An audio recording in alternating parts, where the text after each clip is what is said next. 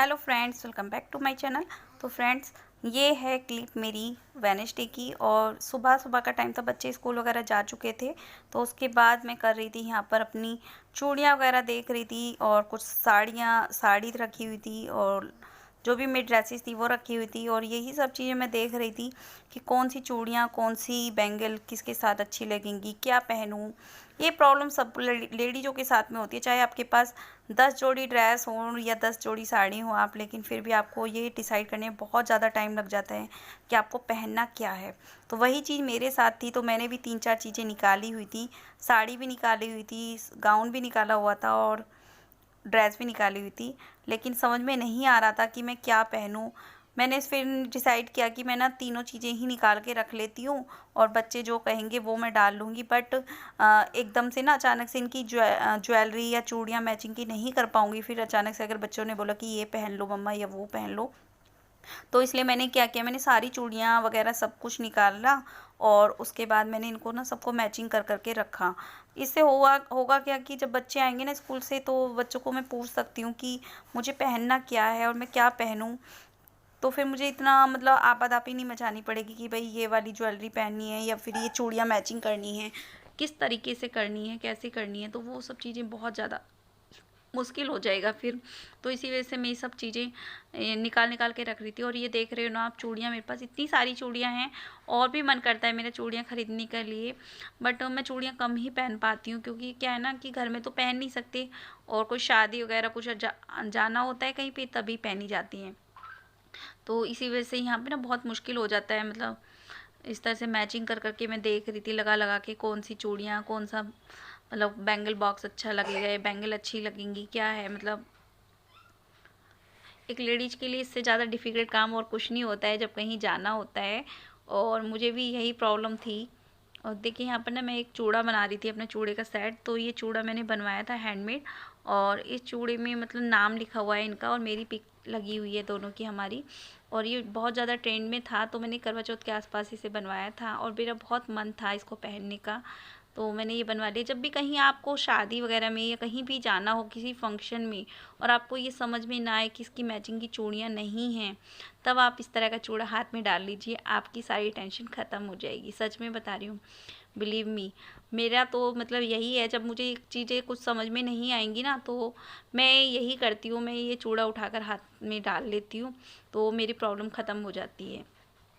तो ऐसा आप भी कर सकते हो। अगर आपको ये लगता है कि भाई इस तरह से करने से आपकी प्रॉब्लम ख़त्म हो जाएगी, तो आप भी ऐसा कर लीजिएगा, है ना। तो अभी देखिए यहाँ पर मैंने बैंगल का, चूड़े का जो डब्बा था वो मैंने बना कर रख दिया है।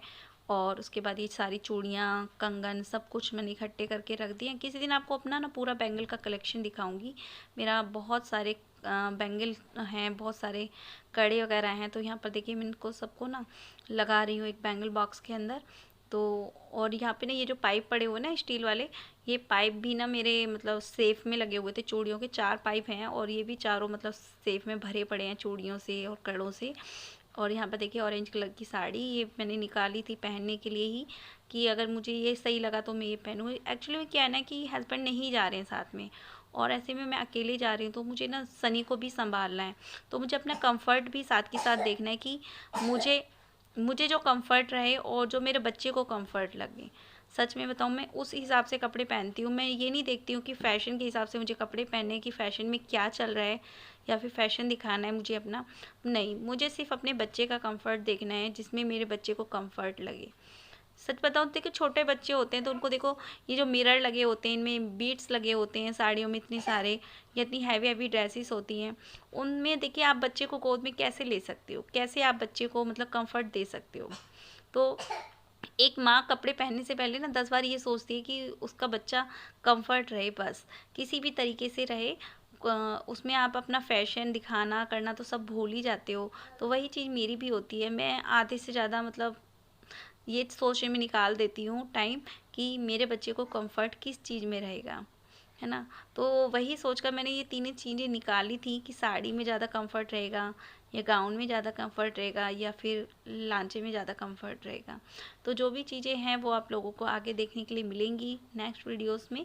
तो इसलिए आप लोग को से रिक्वेस्ट है कि प्लीज़ वीडियो को लाइक और चैनल को सब्सक्राइब जरूर कीजिएगा। ब्लॉग मेरे थोड़े लेट आ रहे हैं क्योंकि मुझे एडिटिंग के लिए या वॉइस ओवर के लिए बिल्कुल भी टाइम नहीं मिल पाता है, जिसकी वजह से मैं नहीं कर पाती हूँ। बाकी आएंगे ज़रूर व्लॉग, ऐसा नहीं कि मैं व्लॉग नहीं शेयर करूँगी आप लोगों के साथ, व्लॉग ज़रूर आएंगे। और थोड़ा सा लेट हो सकता है, थोड़ा सा टाइम लग सकता है, लेकिन आएंगे ज़रूर। तो प्लीज़ आप लोगों से रिक्वेस्ट है कि प्लीज़ ब्लॉग को लाइक और चैनल को सब्सक्राइब जरूर करें। और वीडियो अगर पसंद आती है तो अपनी फैमिली फ्रेंड्स के साथ भी ज़रूर शेयर करें।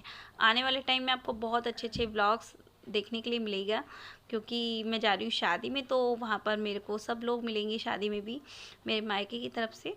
तो बहुत अच्छा लगता है जब आप काफ़ी टाइम के बाद किसी से मिलते हो। तो मुझे भी बहुत अच्छा लग रहा था कि मैं भी बहुत ज़्यादा खुश हूँ कि मैं जा रही हूँ मायके, मैं जा रही हूँ मायके शादी में। और देखिए यहाँ पर ना मैं सेट निकाल कर देख रही थी आर्टिफिशियल, क्योंकि आजकल गोल्ड का तो पहनने का बिल्कुल भी नहीं है, क्योंकि गोल्ड आजकल कोई भी नहीं पहनता है, सब लोग आर्टिफिशियल ही पहनते। तो मैं भी वही देख रही थी कौन सा सेट ज़्यादा बेस्ट लगेगा, कौन सा ज़्यादा अच्छा लगेगा। तो ये सब मैं कर लेती हूँ, उसके बाद आप लोगों से मिलती हूँ। Hello friends, welcome back to my channel. तो फ्रेंड्स, जस्ट मैं अभी नहा धोकर आई थी और मैं जा रही थी अभी सनी को लेने के लिए स्कूल से।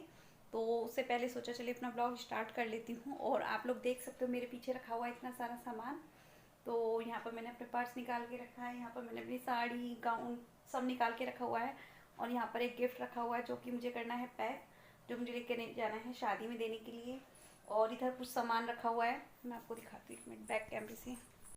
तो देखिए वहाँ पर ना शादी में मेरी एक तो सिस्टर आने वाली है, तो ये साड़ी मैंने मंगाई थी अपनी सिस्टर के लिए, ये मुझे उसको देना है। और ये साड़ी मैंने मीशो से मंगाई थी, तो ये मुझे उसके देना है। जब आप काफ़ी टाइम बाद अपनी सिस्टर से या भाई से या बहन से भाभी से सबसे मिलते हो, तो आपके पास भी बहुत सारा सामान ऐसे इकट्ठा हो जाता होगा जो आपको देना होता है। कुछ सामान मैं उससे मंगा लेती हूँ, कुछ सामान वो मुझसे मंगा लेती है, तो इसी तरह से हम लोगों का सामान इकट्ठा हो जाता है।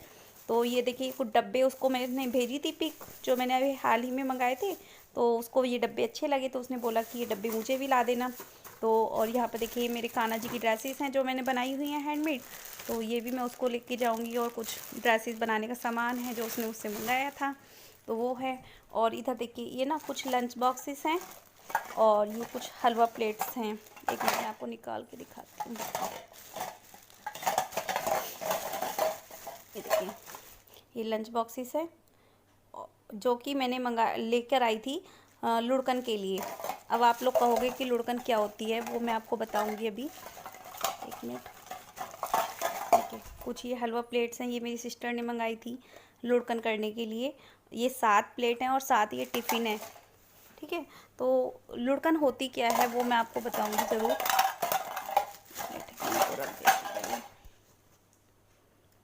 तो फ्रेंड्स, पहले सबसे पहले तो ये बता देती हूँ, मैं जा रही हूँ शादी में, मैं जा रही हूँ अपनी भतीजी की शादी में। जी हाँ, मेरे जो ताऊ जी के बेटे हैं उनकी बेटी की शादी है।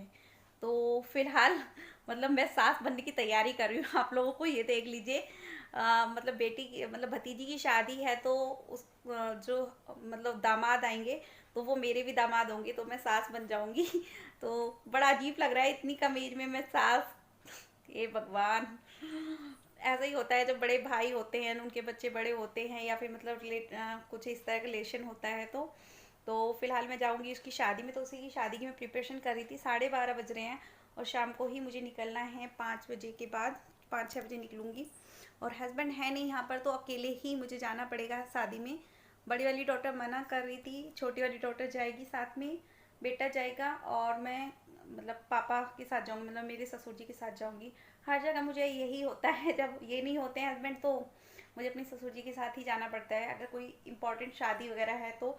अदरवाइज मुझे कैंसिल करना पड़ता है कहीं पर, मतलब जैसे कई बार दूर दूर शादियाँ होती है ना, मामा के यहाँ मौसी के यहाँ कहीं पे, और ये हस्बैंड मेरे साथ में नहीं होते यहाँ पर, तो मुझे वहाँ पर जाना कैंसिल ही करना पड़ता है। देखिए काम ज़्यादा ज़रूरी है, जब वो नहीं जा सकते तो फिर मुझे छोड़ना पड़ता है अपना जाने का। क्योंकि हर जगह मैं अपने ससुर जी को भी साथ में लेकर नहीं जा सकती, क्योंकि उनका भी देखिए वो भी एक तरह से मतलब बुजुर्ग हैं और इतने लंबे लंबे सफ़र पर वो नहीं जा सकते हैं, तो थोड़ा सा होता है इस चीज़ का। और सबसे पहले आपको मैं बता देती हूँ लुढ़कन क्या होती है। लुढ़कन हमारे यहाँ पर ना, हम लोग बनिया कास्ट से हैं, तो हम लोगों के यहाँ पर क्या होता है कि शादी के टाइम पर, फेरों के टाइम पर लुढ़कन होती है। जो कि लड़की वालों की तरफ से की जाती है। और फेरों के टाइम पर 7 फेरे होते हैं, तो 7 ही लुढ़कन की जाती हैं, 7 बर्तन से की जाती हैं और 7 टाइम की जाती है, मतलब 7 शादियों में 7 बार लुढ़कन की जाती है। तो मेरी अब तक मैक्सिमम 4-5 हो चुकी हैं, तो ये शायद 5वीं है मेरी। तो ये लुढ़कन है। तो ये लुढ़कन के बर्तन मैं ले आई थी खरीद के, और ये बर्तन जाते हैं हमारे यहाँ पर ननंद को। तो जो लड़की की ननंद होगी वो ये बर्तन लेगी। और कितने सारे लोग लुढ़कन करते हैं बताना मुझे भी, और कितने लोग जानते हैं इस बारे में। तो चलिए फिर मैं ले आती हूँ सनी को, उसके बाद आके ये सब करती हूँ, ठीक है।